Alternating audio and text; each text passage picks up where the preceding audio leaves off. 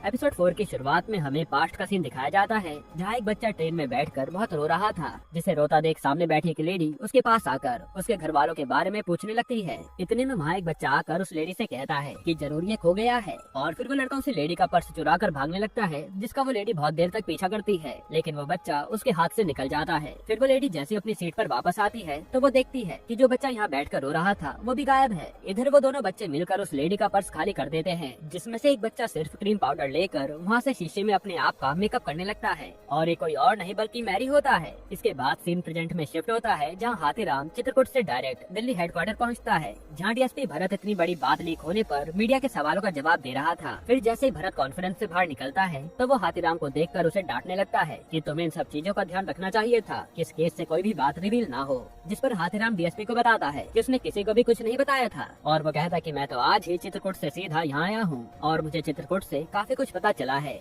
जिससे हमें ये केस सॉल्व करने में लीड मिल सकती है। तब डीएसपी हाथीराम को अपने कैबिन में लाकर कहता है कि मुझे सारी बात विस्तार में बताओ, जिसे हाथीराम बताता है कि त्यागी उत्तर प्रदेश के बादशाह दुनलिया और ग्वाला गुज्जर के लिए काम करता है, लेकिन ये लोग संजीव मेहरा को क्यों मारना चाहते हैं ये अभी तक पता नहीं चला है। शायद हो सकता है कि संजीव ने इन लोगों के सामने किसी पॉलिटिशियन के बारे में कुछ ऐसा बोल दिया होगा, जिससे गुस्से में आकर दुनलिया ने संजीव को मारने की सुपारी दी होगी। तब ये सुनकर डीएसपी हाथीराम को अप्रिशिएट करता है और कहता है कि अब तुम अपना ध्यान रखना, क्योंकि अब इस केस में दुनलिया भी इन्वॉल्व हो गया है। जिसके बाद हाथीराम सीधा पुलिस स्टेशन पहुंच जाता है, जहां सभी लोग मिठाई खा रहे थे। तब एक पुलिस वाला बताता है कि अंसारी ने आईएएस का एग्जाम क्लियर कर लिया है, जो सुनकर हाथीराम को बहुत बुरा लगता है, क्योंकि अब उसका असिस्टेंट भी उसका सीनियर बन जाएगा। फिर अंसारी हाथीराम के पास आकर उसे मिठाई खिलाने लगता है, जिसे हाथीराम गुस्से में कहता है कि तूने मुझे अपने एग्जाम क्लियर की बात क्यों नहीं बताई, जो कि मुझे बाहर वालों से पता चल रही है। उसकी बातों को सुनकर बेचारे अंसारी को बहुत बुरा लगता है, पर तभी हाथीराम देखता है कि थाने में अब कोई नया चाय वाला आकर चाय देने लगा है।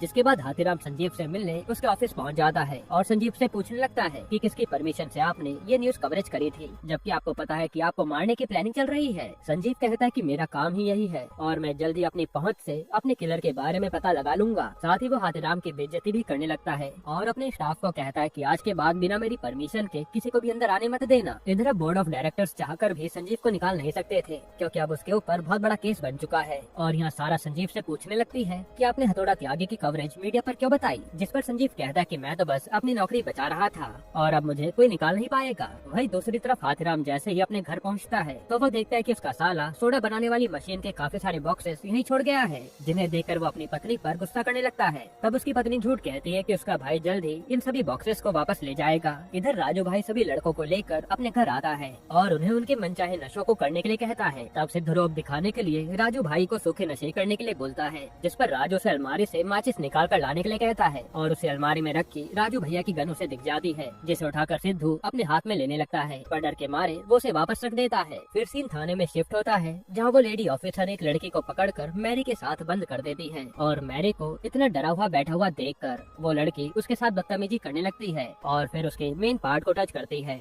जिसे टच करते ही वो लड़की बहुत जोर से चिल्लाती है। इधर हाथीराम को अंसारी का कॉल आता है और वो उसे जल्दी से जल्दी थाने आने के लिए बोलता है। अब हाथीराम के थाने पहुँचते ही अंसारी उसे बताता है कि मैरी एक लड़का है, जिसे जानने के बाद हाथीराम मैरी को उसके कपड़े उतारने के लिए कहता है, और मैरी को देखकर वो शॉक्ड हो जाता है, क्योंकि अब तक जिसे वो लड़की समझ रहे थे वो तो एक लड़का निकला। तब वहाँ बैठे वो तीनों लड़के हंसने लगते हैं, जिनके हंसने पर हाथीराम मैरी को बहुत मारता है और उसे मारता देख उन तीनों की हंसी उड़ जाती है। वहीं वो लेडी ऑफिसर का रो रो कर बहुत बुरा हाल हो चुका था, क्योंकि अब उसकी नौकरी जाने वाली है। फिर हाथीराम मैरी को अपने पास बैठाकर उससे पूछताछ करने लगता है कि अपना असली नाम बता, जिसे वो अपना नाम चीनी बताता है, लेकिन हाथीराम को उसकी बातों पर यकीन नहीं था। फिर हाथीराम चीनी से उसके प्लान के बारे में पूछता है कि वो इन लड़कों के साथ कैसे मिला। तब चीनी हाथीराम को बताता है कि ये काम करने के लिए मुझे मुकेश तलरेजा नाम के बहुत बड़े बिजनेसमैन ने कहा था, जिसने बस मुझे ये कहा था कि मुझे उन तीनों लड़कों के साथ रहना होगा ताकि उन पर किसी को शक न हो। अब यहाँ हाथीराम जैसे चीनी से जांच करके बाहर निकलता है तो वहाँ का एसएचओ आकर उस लेडी ऑफिसर को अपने पास भेजने के लिए कहता है, जिस पर हाथीराम उसे बताता है कि उसने उस लेडी ऑफिसर को रेड चिट दे दी है और वो दोबारा ऐसी मिस्टेक नहीं करेगी, लेकिन एसएचओ उसकी बात नहीं सुनता। तब हाथीराम उसे साइड में ले जाकर समझाने लगता है कि उसको ये केस किसी भी हाल में सॉल्व करना है, इसलिए वो अभी कुछ टाइम के लिए शांत बैठ जाए। तब वो एसएचओ हाथीराम को गाली देकर अंदर जाकर शांति से बैठ जाता है। जिसके बाद सीन मुकेश तलरेजा की बिल्डिंग पर शिफ्ट होता है, जहाँ पहुंचकर हाथीराम और अंसारी रिसेप्शनिस्ट से मुकेश को बुलाने के लिए कहते हैं। तब वो बताते हैं कि बॉस तो अभी बाहर गए हैं और वो जल्द ही यहाँ वापस आने वाले हैं, इसलिए आप थोड़ी देर वेट कीजिए। अब यहाँ हाथीराम के पास वेट करने के अलावा कोई और रास्ता नहीं बचा था, इसलिए वो दोनों वहीं बैठकर तलरेजा का वेट करने लगते हैं।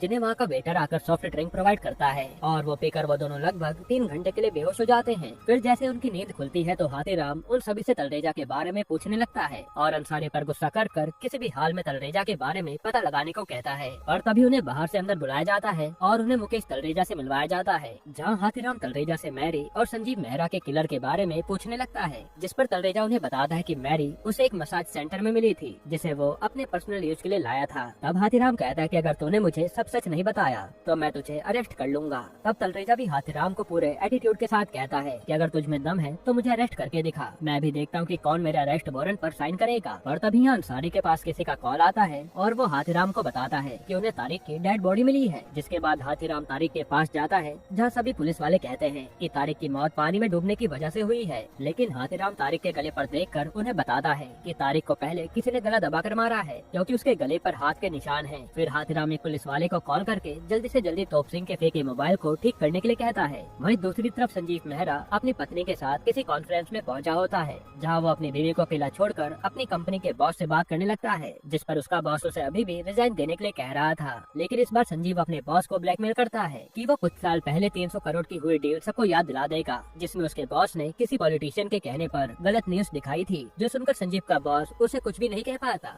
इधर डॉली संजीव को ढूंढते ढूंढते लॉबी पहुंच जाती है, जो अपने पति के न मिलने पर रोने लगती है। पर तभी उसे वहाँ लॉरी में खड़ी सारा देख लेती है और डॉली से बात करने लगती है, लेकिन डॉली उसे इग्नोर कर रही थी। वहीं संजीव बाथरूम में एक बहुत बड़े बिजनेसमैन से मिलता है, जिसका आगे संजीव को बहुत काम पड़ने वाला है, इसलिए वो उससे दोस्ती बढ़ा रहा था। यहाँ वो बिजनेसमैन संजीव को उसके स्टिंग ऑपरेशन के बारे में याद दिलाता है, जो संजीव ने किसी बिजनेसमैन के ऊपर किया था। तब संजीव कहता है कि आप पुरानी बातों को भूल जाइए। ये कहकर वो बाहर निकल आता है। तब उसे डॉली मिलती है, जो उसे एकदम से गले लगा लेती है और ये सब वहाँ खड़ी सारा देख रही थी। फिर जब संजीव वहाँ से जाने लगता है, तब डॉली सारा को भी अपने घर बुलाती है। जिसके बाद सीन थाने में शिफ्ट होता है, जहाँ हाथीराम को तोप सिंह का मोबाइल ठीक होकर मिल गया था, जिसमें वो देखता है कि तोप सिंह ने संजीव मेहरा की वीडियो अपने मोबाइल में बना रखी है। फिर हाथीराम तोप सिंह की कॉल हिस्ट्री को देखता है, जिसने एक ही नंबर पर कई बार कॉल किया था, और उस नंबर का पता लगाने के लिए वो ये काम अंसारी को दे देता है। पर तभी हाथीराम देखता है कि उसके मोबाइल पर तोप सिंह के साथ किसी लड़की की भी फोटो है, जिसे देखकर अंसारी हाथीराम को बताता है कि इस लड़की का नाम चंदा है और ये दोनों एक दूसरे से प्यार करते थे।